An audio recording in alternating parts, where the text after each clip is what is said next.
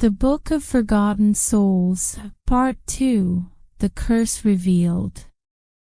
A book that should have never been opened.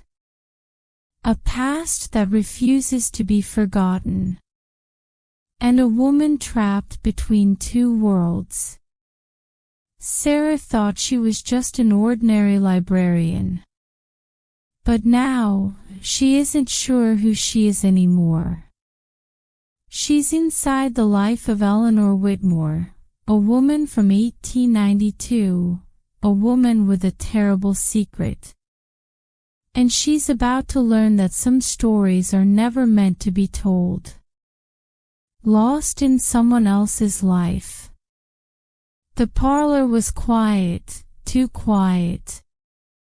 Sarah, trapped inside Eleanor's body, stood frozen in the dimly lit room. The candlelight flickered, casting uneasy shadows along the walls. She could still feel Eleanor's emotions inside her. The sadness. The fear. The unbearable weight of regret. Then, footsteps echoed in the hallway. Slow. Measured. Getting closer. Her heart pounded. Who was coming? Before she could move, the door creaked open. A man stepped inside. Tall, dressed in an expensive black suit, eyes sharp like knives. His presence sent a cold chill through the air. "Eleanor," he said smoothly. "You look troubled." Sarah swallowed hard. Who was he?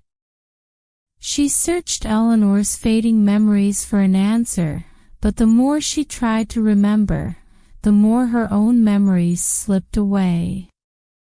"You need to tell me where it is," the man said, stepping closer. Sarah took a step back. "Where what is?" But Eleanor's voice, buried deep inside her, whispered one word in her mind. The letter. The letter Eleanor had hidden. The one that held the truth. And suddenly, Sarah understood. Eleanor had died with a secret. And now, Sarah had to find it. Before it was too late. Back to reality. Or is it? Sarah gasped.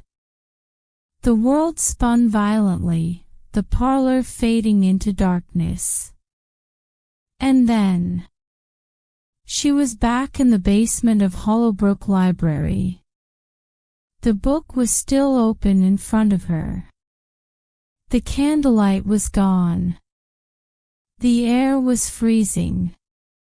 She clutched her head. What just happened? Had she really been there? Had she really lived Eleanor's life? She looked down at her hands. They were her own again. But something was different. Something was missing. She tried to remember her favorite childhood memory. The sound of her mother's voice. But it was gone. Ripped from her mind. Panic swelled in her chest. The book took it from me. She looked at the open page. More words were writing themselves. You cannot stop now. The past is calling. The story is unfinished. Sarah's breath came fast. The book wasn't just a record of forgotten souls. It was a trap. The curse. Sarah slammed the book shut. She had to get rid of it. Burn it. Destroy it. She grabbed the book and ran up the stairs, her hands trembling. But the moment she stepped into the main library, everything changed. The library wasn't the same anymore. The bookshelves were different.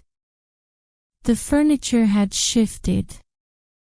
The old wooden clock on the wall was no longer there. Sarah's stomach dropped.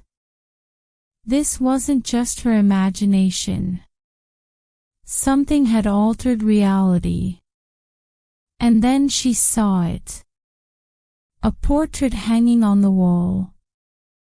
A portrait of Eleanor Whitmore. And beneath it, in elegant gold lettering, Head Librarian of Hollowbrook Library, 1892, lost to time. Sarah staggered back. Eleanor had been here. She had worked here. But that was impossible. The book wasn't just showing her the past. It was rewriting it. And Sarah was trapped inside its story. To be continued. Sarah had only turned one page.